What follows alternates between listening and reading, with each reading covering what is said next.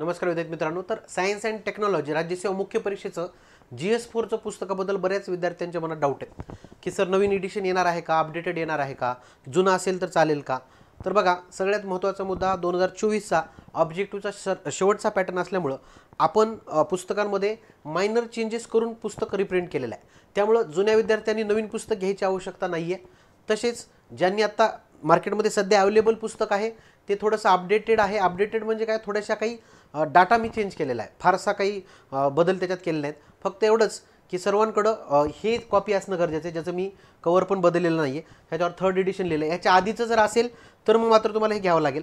परंतु ज्यांच्याकडे हे कवर आहे, जे जवळपास 1 वर्ष झालं हे पुस्तक मार्केटमध्ये आहे आणि आता नवीन आले, परंतु नवीन जरी आले तर त्याला 4th एडिशन असं काही नाव नाही, 3rd एडिशनच आहे. काही चेंजेस त्याच्यात केलेले आहेत.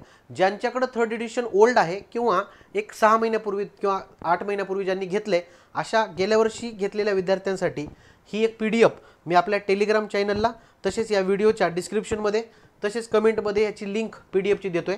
ही डाउनलोड करून घ्या.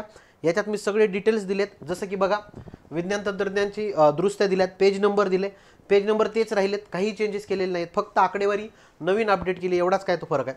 बघा, आता पेज नंबर 9 मध्ये नवीन अपडेट काय आहे बाबा हे दिले. जे काही बघा, पेज नंबर 11 वर असं येल्लो रंगात काय चेंज केला दिलाय. पेज नंबर 15 मध्ये एवढी माहिती आहे, त्यातली ही येल्लो रंगात जी दिलेली आहे ना, येल्लोमध्ये जे काही आम्ही हायलाईट केले तो भाग बदललेला आहे, नवीन अपडेटेड आहे. त्यामुळे जुन्या विद्यार्थ्यांनी नवीन पुस्तक घ्यायची आवश्यकता नाही. नवीन जे विद्यार्थी आहेत त्यांनी नवीन आता आलेलं घेऊ शकता. पुढचं एडिशन काही येणार नाही, हे एवढं सगळ्यांनी लक्षात घ्या.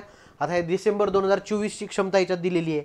म्हणजे असे काही महत्त्वाचे मुद्दे जे की सध्या एकदम गरजेचे. 2024मध्ये सोलार कॅपॅसिटी किती झालेली आहे 24च्या एंडला, म्हणजे अशा काही गोष्टी याच्यामध्ये मेन्शन केलेल्या आहेत. आता हे आर्थिक पाहणी, भारताची आर्थिक पाहणी 23-24 दिली आहे, तसेच महाराष्ट्राची आर्थिक पाहणी दिली 23-24. ह्या सगळ्या गोष्टी अशा पद्धतीने दिल्या. फास्टेस्ट कॉम्प्युटर्स बदललेत, सुपर कॉम्प्युटर ते दिलं आहे.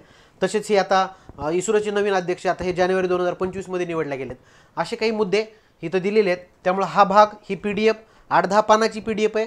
जेवढे बदललेत तेवढे बदल मी तुम्हाला ह्या PDF मध्ये दिलेत. ही PDF सोबत ठेवा, तुम्हाला नवीन पुस्तक घ्यायची गरज नाही. ठीक आहे. Thank you very much.